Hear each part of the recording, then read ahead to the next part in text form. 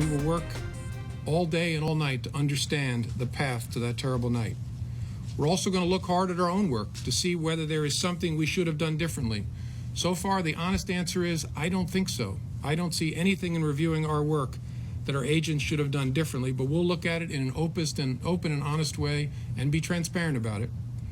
Our work is very challenging. We are looking for needles in a nationwide haystack, but we're also called upon to figure out which pieces of hay might someday become needles. That is hard work. If we can find a way to do that better, we will. That the FBI Director James Comey describing how difficult it is to investigate a crime like the tragedy that happened in Orlando. And to whatever credit, within the last hour, I've heard both the House and the Senate Homeland Committee chairman both echo at this point, and we'll get through some of the connections that weren't made, but nonetheless, they don't believe that the FBI significantly dropped the ball. We'll bring in our panel now to weigh in, and we want an expert on counterterrorism to speak to this, and he's joining us on the panel along with Jeannie Zaino, professor of political science at Iona College, professor of campaign management at NYU as well, Dominic Carter, political journalist and author, and also joining us Keith Singer, professor of criminal justice at Monroe College and a former member of the NYPD Special Ops Unit as a lieutenant. Andrew Whitman, our senior political correspondent. All right, I want to get to the investigation in a second, Keith, but first, talk about from an operational standpoint. A question I've heard a lot over the weekend is last calls at 1:45. Soon thereafter, gunshots ring out, people call in. The guy himself even called in on more than one occasion to 911 saying that this was a connection to ISIS. Nonetheless, the cops alerted. Talk about the decision tactically not to go right in and why there was interregnum of a few hours until they heard, reported that we're learning today, that he was going to strap bomb vests on some of the hostages, and that's what triggered the SWAT team to go in. Why wait when you've got a guy who clearly isn't looking to negotiate? He's hell-bent on destruction. Okay, so as we know now after the Columbine shootings, that we do not, during an active shooter situation, there is no such thing as hostage negotiation. You need to go in, because the thing with the active shooters is that they want to kill as many people as possible, as quick as possible. However, with this incident, it was a little different, because by the time the police got there and hostage negotiation got there, the shooting had stopped. They had contact with the shooter, and they were trying to get the shooter out, and they were trying to, save people. Because if they would have went in right away, he could have gotten freaked out and started in shooting a lot of people. And they weren't even positive it was limited to one shooter, right? That's correct. So what they were trying to do was buy time, slow the situation down. And as they were talking to him and they knew it wasn't going to happen, that's when they got the SWAT team in there, and that's when they charged the premises and eventually killed them. Now we've learned a lot of things over the last, not even 24 hours, over the last 6 to 8 hours. On not one, not two, but on 3 occasions, the feds interviewed the shooter in this case. One was troubling language, he said at work. The other 2 that were red flags that went up. At one point, he was on a terror watch list, and he was taken off. I'd love to use a line that my producer gave me that I forgot, but my point is, isn't that a list you should never be coming off of? Well, yeah. Well, what the FBI said is that they finished their investigation, and once they finished their investigation, they took him off the watch list. Personally, I don't think he should have ever been taken off the watch list. Once, twice, where there's smoke, there is fire. So he should have been kept onto the watch list, even if they didn't have enough evidence to move forward. At least alert Orlando police, at least alert authorities in the area where he lives, the Orlando Police Department, and say, hey, listen, this is who we have, this is what we have on him. Just be alert. Just, the red flag is up, and just be careful of him. But they never did that, and they took him off the list. Why? I don't know. Apparently, FBI Director Comey is going to figure that out. And hopefully he is transparent like he says he's going to be, and hopefully these questions are answered. And some of the things that shed light on this, Andrew, is when talking to him about who his allegiances were, because apparently there was a workplace incident where he said he supported terror organizations. He was given competing groups with completely competing ideologies as to what their goals were, in fact, enemies. So they were like, this guy doesn't know, a beach from a softball here. This guy's more touched in the head than anything else. But certainly there seemed to be enough warning signs, and I don't know if you can connect the dots, but he turned out to be a spousal abuser. The wife had to be taken away, now ex-wife at a certain point. he was a troubled guy, but it never seemed that there was that connective tissue that connected the dots enough to bar him from getting a gun. Well, and you get into some hazy areas, I think, when you look in retrospect in cases like this, because we know what eventually happened. So now we're looking for reasons why we should have followed him more closely or we shouldn't. And I think if you do it in a vacuum, he's clearly an angry guy and clearly somewhat disturbed, but there are plenty of people in this country who fit into that category who don't merit being on a watch list or don't merit Andrew, being but in enough custody. that the feds decided to have a person that was a cooperating witness, if you will, have discussions with this shooter. Enough that they put him to that level. So that, to me, guys, is what's going to be really interesting. If the feds put that much interest in this person as a person of interest, at what point do you check him off the list? We're going to get to the gun issue as a political issue, as I guess, in a little bit, but nonetheless, he was able to legally walk into a store because he wasn't on any watch list and walk out with an AR-15, let alone a Glock that he had bought within a week of each other. So, to me, this person, I know it's easy to say this after the fact, this is somebody we should have at least been connecting with other authorities to say, keep an eye out for.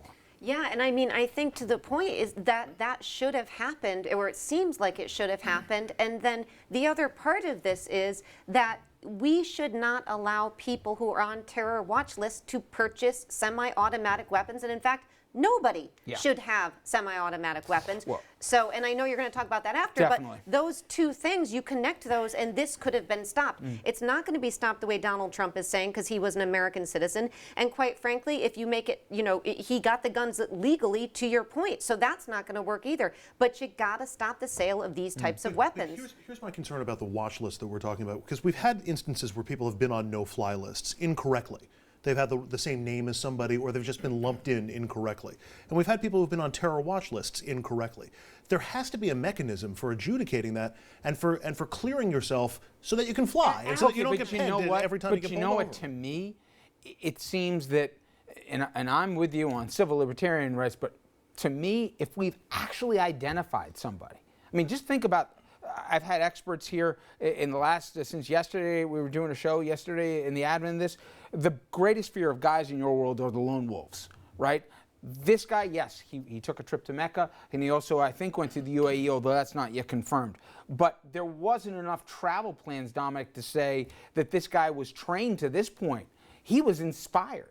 You think about that in the digital age, how easy that is. You have a troubled person with access to firearms, and then he travels 2 hours outside of his neighborhood to just go after a club because 2 months earlier apparently he got upset looking at two guys kissing each other in Miami. I mean, talk about the randomness of it all. That's the thing that's, I think, is troubling as anything. Richard, but it seems like we're talking about two different issues. We're talking about the rights of gun owners in a state like Florida. That's one issue where if you don't have a criminal background, you can go in and, you know, I don't know what the wait list is, but you can get the weapon. And you can have a criminal background too. And you can have a criminal background. And the second issue is, this is a guy that was right there on the threshold of the FBI sort of knew something was wrong. More than on the threshold. He was on the watch list at one point, then taken off. But there was no direct evidence. So what do you do? I'm not in any way, and I wouldn't hesitate, but I don't think there's enough tonight, Keith, to place blame yet. We'll see where this all goes. There may not even be enough to place blame. But it does seem, as I was saying before, what do you guys do? Now, one of the things that came out of this, and you can speak to it, is that the FBI doesn't have enough resources. They have so many active cases and so many people of interest, so many of the dots that are, especially in the social media landscape, that they're trying to follow. Not that there's an inevitability to this, but the public may be surprised that we think they know more than they do. Which one is it? You're absolutely right. The public would be surprised to see how the FBI is running right now. They are definitely underfunded. I know people in the FBI, they have told me they're underfunded. They don't have the manpower to do logistically the things that they want to do. And it's tough to go through all this social media and go through Twitter and go through Facebook and all this and try to distinguish what's good and what's not good. It's very, very difficult. And if you don't have the funding and if you're underfunded, you're not going to be able to get the information that we need. And that's the problem right now. We're not getting the information that we need. We're getting bits and pieces, and it's falling through the cracks, and we're getting hurt. Is it better post 9/11 in terms of stovepiping. And for those folks at home who don't know what I'm referencing, one of the things we learned post-mortem after 9/11 was that you had different agencies in the government not talking to each other, not sharing intelligence. I've heard that's better. Is that true? No, I think every law enforcement agency who's sharing intelligence with each other is better. For instance, if the FBI knew about this guy and they would have given Orlando PD a heads up, which I don't know if they did or did not, but if they didn't, that's crucial information that Orlando PD should have, you know, in its arsenal in fighting terrorism. Hey, listen, we're all in it together. This is no more, you know, CIA stuff and abroad. It's here. ISIS is here. They're on our shores. I'm sorry, what would the Orlando Police Department have, or his hometown police Port department, St. Lucie, yeah. have done with that information? Could have kept tabs on him.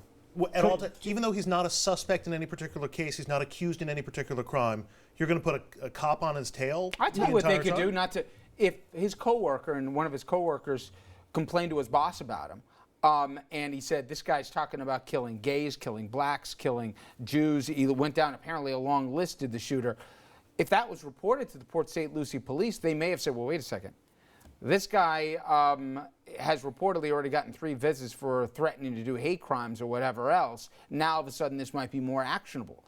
Again, I'm connecting dots that may not even be accurate right now, but to me, you know, I think there is something to be said for that. Also, the imam, right? If the imam, the local imam, had gone to, apparently he had spoken out at the mosque, that he had said some dangerous stuff. If he had gone to the PD and they said, wait a minute, this same guy that the feds had alerted us to, maybe that would have raised another flag. I guess my concern, and I know I'm taking the civil libertarian point of view on all this, as opposed to focusing on this guy, if you're focused on any guy who, we all know angry people or people who aren't particularly social or people who are, you know, say hateful things. And most of the time you brush it off as being somewhat in jest or whatever. But they're not saying like this guy did, Andrew. I know, but they didn't say like this guy did, that he talked to and supported a suicide bomber. Okay? That's different than somebody just saying, I hate the government, I hate X, Y, and Z, being a bigot or an idiot. This guy specifically not only reached out to, but also sympathized with someone who was an American like himself,